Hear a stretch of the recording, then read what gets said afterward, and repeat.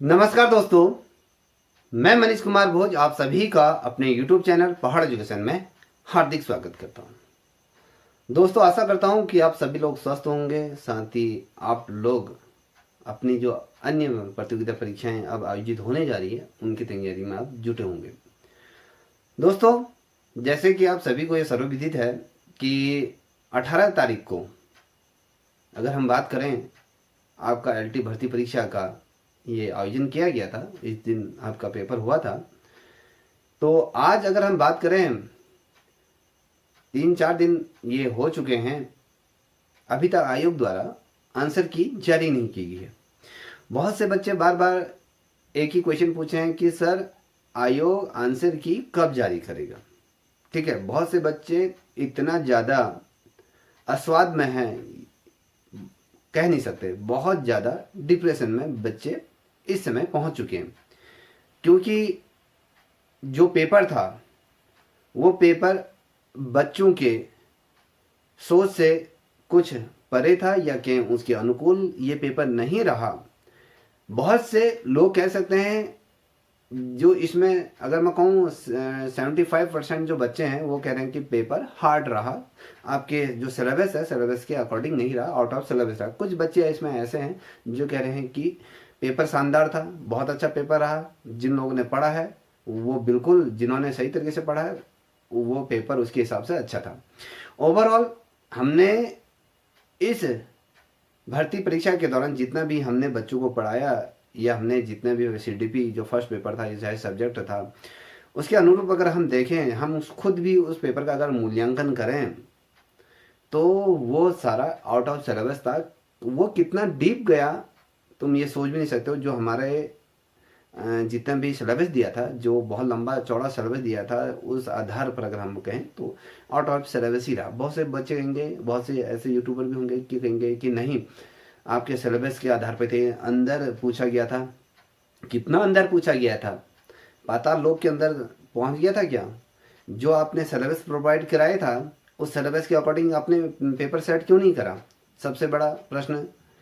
जब अगर आपने पेपर बनाना ही था, कर इतना दिया है, तो आंसर की जारी करने में इतना समय क्यों लग रहा है? आंसर की पेपर हो गया, ठीक है, जैसे भी पेपर आपने सेट किया था, ठीक है, हम उसको स्वीकार करते हैं। और कम से कम आपका आंसर की आने में इतना समय क्यों लग रहा है? कहीं ना कहीं ये भी मन में कौतूहल खड़ा करता है, कौतूहल मचाता है कि अभी तक आयोग द्वारा अभी तक आंसर क्यों जारी नहीं किया। बच्चे वो बिन पानी की मछली होती ना, उस प्रकार से छड़बड़ा रहे हैं। बहुत ज़्यादा कहें, इतना ज़्यादा उनका मोरल डाउन हो चुका है।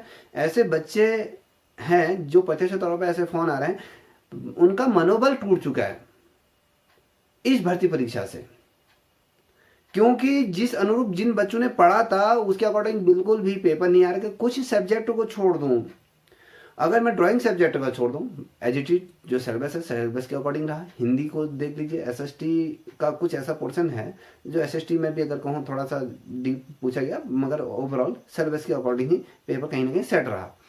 और अन्य जो सब्जेक्ट हैं उन सब्जेक्टों की स्थिति बहुत ही ज़्यादा दयनीय ये रही थी, आउट ऑफ सिलेबस रहा। बहुत ज़्यादा हमने इस चीज़ को मनन भी करा, चाहे वो साइंस का है। बहुत से यूट्यूबर कह रहे हैं कि भैया साइंस का जो पोर्शन रहा है साइंस एडिटर में, वो आपके सिलेबस के अकॉर्डिंग रहा है, ME का रहा, ये जो भी रहा।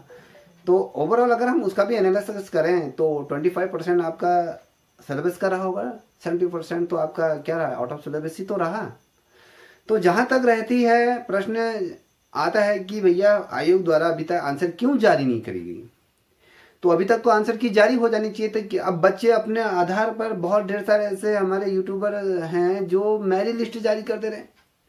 अरे मेरिट लिस्ट जैसे कैसे जारी कर दे रहे हो? आपने पेपर आप लोगों ने हल कर दिया है, आप लोगों को ये पता नहीं है, कह रहे हो कि अनुमान से ये प्रश्न सही हो सकता है। आप अथेंटिक थोड़ा कह रहे हो कि ये प्रश्न सही है। बहुत से ऐसे हमने प्रत्यक्ष तौर पर हम भी वॉच करते हैं, कह रहे हैं कि ये प्रश्न आयोग डिलीट कर सकता है। कौन सा प्रश्न डिलीट कर सकता है वो भी बताइए ना। तो ओवरऑल जब तक आयोग आप लोगों के आंसर की जारी नहीं कर देता है, किसी भी प्रकार के भ्रम में मत रहिए। कोई कहता है कि आपका सिलेक्शन होगा, आपका मोरल डाउन हो सकता है, आपका उत्साहवर्धन हो सकता है, मगर एक्चुअल स्थिति जिस समय कब साफ होती है, जब आपका जो आयोग द्वारा जो क्वेश्चनों के आंसर जब वो देगा, तब पता चल जाएगा कितने आप गहरे पानी में हो, कितना आप ऊपर हो। तो बिल्कुल भी इन चीज़ों में बिलीव मत कीजिए। हाँ, आप लोग आयोग में फ़ोन कर सकते हो कि सर, आयोग में दबाव बना सकते हो कि सर प्लीज़ आंसर की प्रोवाइड करा दीजिए। अगर बहुत से बच्चे लगातार अगर आयोग पे फ़ोन करेंगे तो शायद मुझे लगता है कि वो जल्दी से जल्दी आंसर की जारी कर देगा। एक, अगर मैं कहूँ, एक माध्यम होता है या एक समय होती है आयोग का, अपने एक निर्धारित समय होगा कि उस समय के दौरान हम इसको जारी करेंगे। आयोग के पास बहुत ढेर सारे कार्य होंगे जो इस समय इसको जारी नहीं कर पाए, उसकी अपनी समस्याएं होंगी। तो हम ये भी नहीं कह सकते हैं कि आयोग जारी नहीं कर रहा है कोई। अब जारी जब करेगा तो सबके सामने वो चीज़ स्थिति होगी, इस पर से साफ हो जाएगी। जहाँ तक बच्चे कह रहे हैं कि ये पेपर कैंसिल होना चाहिए, आपको मैं बता दूं बिल्कुल भी ये पेपर कैंसिल नहीं हो सकता है। चाहे आप एड़ी चोटी का जोर लगा लीजिए, पेपर कैंसिल नहीं हो सकता है। क्योंकि राजस्व का, अगर कहें सरकार का, जब समय एक पेपर को कंडक्ट कराया जाता है तो राजस्व का एक बहुत बड़ा हिस्सा इस पेपर को संपन्न कराने में लग जाता है। अगर आपको मैं बता दूं, जब एक पेपर, कोई भी पेपर अगर परीक्षा यूकेएसएससी अगर कराते हैं तो सरकारी खजाने से 7 करोड़ के आसपास एक पेपर को कराने में खर्चा होता है। इतना धनराशि अगर व्यय हो रही है तो कभी भी कोई सरकार ये नहीं चाहती कि पेपर निरस्त हो जाए, वो कैंसिल हो जाए, कभी नहीं चाहती है। वो चाहती है कि शांतिपूर्वक पेपर हो जाए और उसका रिजल्ट भी, समय लगेगा, 2 समय 6 महीने साल भर लगेगा, मगर वो रिजल्ट जारी होगा। मगर ये लेके चल रहे कि ये पेपर कैंसिल बिल्कुल नहीं होगा, एग्जाम बिल्कुल भी नहीं होगा। जो लोग आपको सांत्वना दे रहे हैं बिल्कुल भी गलत दे रहे हैं। पेपर कैंसिल या अगर कहें जो पुनः पेपर नहीं होगा। अब आप लोग क्या करें, जो आपने दे दिया है, ठीक है, उसमें बहुत से बच्चे ऐसे हैं बहुत अच्छे तरीके से जो अपने सब्जेक्ट की नॉलेज थी या कहें जो सीडीपी था वो थे, इसमें आप लोगों की कोई भी गलती नहीं है। मैं सबसे ज़्यादा दुखी, जो सच्चे मन से जो मैं दुखी हूँ, मैं उन अभ्यर्थियों के लिए बहुत ज़्यादा दुखी हूँ जो इस समय 40-42 पार हो गए थे, जो जिन लोगों की अंतिम भर्ती थी। उन लोगों से पूछो ना दर्द क्या है, उन लोगों से पूछो जो इस मुकाम पर आके बीएड करा, टीटी निकाला, ये तमाम करा, आज वो उस मुखाने पर, दरवाजे के वहाँ पर शीर्ष में पहुँचे जहाँ उनको अंदर जाना था। क्या हुआ, दरवाजे अचानक बंद हो गए, वो बाहर हो गए। तो उन लोगों के बारे में सोचिए आप। जैसे कुछ जो यंग बच्चे हैं तो उनके लिए अभी बहुत ढेर सारे से मौके मिलेंगे। जैसे लेक्चरर की है, आप एलटी की आएंगे या कुछ प्राथमिक की आएंगी, तो वो ना लेक्चरर की तरफ रह पाएंगे। अब जब लेक्चर की पद आएंगे ना, वो उन पर प्रतिभाग कर सकते हैं ना, वो किसी में प्रतिभाग है। अगर वो जो उनका टीचर बनने का जो सपना था, वो सपना अब धरा का धरा रह गया। अब इस जीवन में तो वो शिक्षक नहीं बन सकते हैं, क्योंकि जो एज लिमिट होती है, जो क्राइटेरिया होता है, उस क्राइटेरिया के ऊपर वो अब बच्चे पहुंच चुके हैं।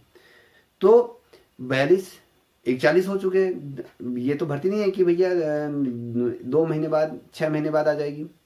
तो ये लेके चले कि उन बच्चों के साथ बहुत ही ज़्यादा बुरा हुआ, बहुत ज़्यादा मैं उनके दुख में उनका साथ हूँ। और अब ये दुख भी क्या कहा जा सकता है ना, उसमें आप लोगों की गलती नहीं है। बहुत से बच्चों के मुझे प्रत्यक्ष तौर पर फोन आए, जो वो रो रहे थे ना, उनकी करुण वेदना जब मैं सुनोगे ना, तो वो बच्चा समझ जाएगा कि हाँ, मेहनत उन बच्चों ने भी की थी। तो ओवरऑल अगर हम बात करें तो ये लेके चले 1-2 दिन, शायद हो सकते हैं 1-2 दिन में आपका ये एलटी का जो आंसर की आयोग जारी करेगा, उसमें कितना ये लेके चले कि आप खोजोगे परसेंटेज क्या जा रही, कट ऑफ क्या जा रही है, इस पर अभी बिल्कुल भी ध्यान मत दीजिए। अपने आप को एकाग्र चित्त रखिए। 24 घंटे हर पल आप लोग मर रहे हो, ठीक है, इस बारे में सोच के अपने आप को बहुत ज़्यादा आप दुखी कर रहे हो। इस बारे में बिल्कुल भी मत सोचे। जो हो गया हो गया है। अब आंसर की आएगी, उसके बाद आप मिलाना। अपने आप को एक रिदम बनाइए। आने वाली जो प्रतियोगिता परीक्षाएं हैं, उन प्रतियोगिता परीक्षाओं के लिए आप अपने आप को तैयार कीजिए, ठीक है। तो ओवरऑल मैं, जहाँ तक मैं कहूँ, आयोग से मैं हाथ जोड़ के विनती करूँगा अगर आयोग के कोई सदस्य है, अगर आयोग की मेरी अगर वीडियो अगर बाई चांस मान लो तुक्के में अगर देख ली, तो मैं महोदय जी से आग्रह करूँगा कि सर प्लीज़ इस आंसर की को जल्दी से जल्दी आप रिलीज़ कर दीजिए। बहुत से बच्चे इस आंसर की का वेट कर रहे हैं। ठीक है, आप आपसे निवेदन है, अगर मेरे से कहीं कोई आयोग के बारे में अगर कोई ऐसी बात की गई हो तो उसके लिए मैं क्षमा प्रार्थी हूँ सर आपसे। तो बच्चों के मद्देनज़र रखते हुए आप जल्दी से जल्दी आंसर की आप रिलीज़ कर दीजिए। तो बच्चे काफ़ी दुखी हैं पेपर को लेके, जिस प्रकार से सेट किया गया है। तो कहीं ना कहीं आने वाले जो प्रतियोगिता परीक्षाएं आने वाली, जब आईटी की भर्ती होगी, तो उस समय आप इस चीज़ पे मनन करोगे कि जो सिलेबस है, सिलेबस के अकॉर्डिंग ही पेपर सेट करा जाए। तो बच्चों, जब तक आंसर की नहीं आ जाती तब तक किसी की बात पे बिल्कुल भरोसा मत कीजिए, किसी यूट्यूबर की बात पे भरोसा मत कीजिए। ठीक है, तो ये वो अपने व्यूज़ के लिए, अपने सब्सक्राइबर के लिए वो तमाम चीज़ें करेंगे। ठीक है, आप लोग उस चीज़ के भ्रम जाल में मत पड़िए। मैं फिर से कह रहा हूँ, ठीक है, जो ऑथेंटिक आंसर की जो जारी होगी वो आपके यूके एसएससी के उस ऑफिशियल साइट पर आएगी, उसमें आप मिलाइएगा। अब फलाना वो कह रहा है, ढिमकड़ा वो कह रहा है, अगर ये जो पेपर है, पेपर सॉल्व है तो मैं भी कर सकता हूँ, कौन सा इसमें वो पहाड़ टूट जाएगा। मगर मैं आप लोगों के साथ वो जो मजाक नहीं करना चाहता हूँ कि आप ऊपर से परेशान हो, मैं कुछ और आंसर की बना रहा हूँ, तुम्हारा दिमाग भी खराब हो रहा है। तो ये चीज़ मुझे बिल्कुल भी शोभा नहीं देती है। मैं इस तरह की हरकतें करना भी नहीं चाहता हूँ। जब आंसर की आ जाएगी, आंसर की मिलाएंगे, फिर मैं आप लोगों से एक आग्रह करूँगा, क्योंकि रिजल्ट इतनी जल्दी जारी नहीं होगा। फिर आप लोग कहोगे कि कितनी मेरिट जारी, क्या मेरिट जारी, फिर उसके लिए प्रत्यक्ष वीडियो जारी करूँगा कि सभी बच्चे अपने नंबर, क्या बोलते हैं, मैं एक व्हाट्सएप ग्रुप आप लोगों के सामने शेयर करूंगा, या फिर कमेंट सेक्शन में आप लोग अपने अपने नंबर अपने सब्जेक्ट के अकॉर्डिंग उसमें साझा करोगे। तो हम एक सर्वे होता है 600-700 बच्चों के बीच, जब एक सर्वे होता है तो उसके अकॉर्डिंग मेरिट लिस्ट जारी होती है। ये नहीं कि मेरी 2 जनों से बात हुई, 50 लोगों से बात हुई, ऐसा कुछ नहीं होता है। जब 600-700 बच्चों के बीच जब ये सर्वे होगा, जब बच्चे अपने नंबर साझा करेंगे, तब एक अथेंटिक लिस्ट जारी होती है। एक मेरिट लिस्ट पे हम कह सकते हैं कि एक अनुमानित मेरिट लिस्ट ये होगी। जिस प्रकार से आप लोग देखो तो होगे, जिस प्रकार से चुनाव का जब सर्वे होता है, जब एग्जिट पोल आते हैं, एग्जिट पोल क्यों आते हैं, जब वो लोग भी तो ऐसे करते हैं जो समाज में जब जाते हैं 10-20 हज़ार या 50,000 लोगों के बीच, वो पूछते हैं कि किसकी सरकार बनने जा रही, किसकी सरकार बनने, वो अपने मत देते हैं। तो उसके आधार पर एग्जिट पोल जारी होता है। ठीक है, एग्जिट पोल तब जारी हुई है, थोड़ा कि एक कमरे में बैठ के हमने अनुमान लगा दिया भैया फलाने में ये जाएगी, शायद ये जाएगी, ऐसा नहीं होगा कि सभी लोग अपने नंबर साझा करोगे तब जाके वो मेरिट लिस्ट हम जारी करेंगे। आई होप, मैं आपसे ये निवेदन करूंगा, आप मेरा साथ भी दोगे उसमें, आप लोग अपने नंबर भी साझा करें। नंबर साझा करने में कोई शर्म की बात नहीं है। ये नहीं कि मेरा न कम आ रहे हैं, ज़्यादा रहे, जो हो गया उससे शर्माने की क्या बात है। अगर मान लीजिए आप मेरे को यहाँ पर 65 नंबर लिख के मेरे को भेज देते हैं, क्या आपका दिल आपको गवाही देगा कि मैंने वहाँ पर ये करे हैं, वास्तव में मेरे नंबर ये नहीं आए हैं। जितने एक्चुअल नंबर आप लोगों के आए होंगे वो साझा करोगे, तब जाके हम एक ऑथेंटिक लिस्ट यहाँ पर जारी कर सकेंगे। ठीक है, बिल्कुल भी उदास मत होइए, अपने आप को हताश मत रखिए, खुश रहिए। ये जीवन है, छोटा सा जीवन मिलता है। इस जीवन में अगर मैं कहूँ 70 साल के आसपास में ये जीवन मिलता है। इसमें जो दुखों का पहाड़ हमारे सर पे सर्वाधिक रूप में होता है, और सुख हमारे जीवन में आते हैं और क्षण भर के लिए आते हैं और क्षण भर के लिए चले जाते हैं, और दुखों का अंबार हमारे जीवन भर, हम अगर हम कहें जब हम मृत्यु शैया तक लेटे रहते हैं तब तक हमारे को पीछा छोड़ता ही नहीं है। वो दुख हमारे हर समय हमारे साथ जुड़े रहते हैं। तो याद रखिए, बिल्कुल भी घबराइए मत, जो हो गया हो गया। अब लेक्चर की तैयारी कीजिए, लेक्चर के पद आने वाले हैं, तो यहाँ नहीं तो वहाँ, या आप छोटे पद के लिए नहीं थे तो आप क्या पता बड़े पद के लिए आप बने हो। तो ये चीज़ ध्यान में रखिएगा। अगर मेरी बातें आपको अच्छी लगी होगी, तो अगर आपका दिल करे तो इस चैनल को भी सब्सक्राइब करने था। आप पे मैं छोड़ता हूँ, तब तक के लिए इतना ही। जय हिंद, जय भारत, जय उत्तराखंड।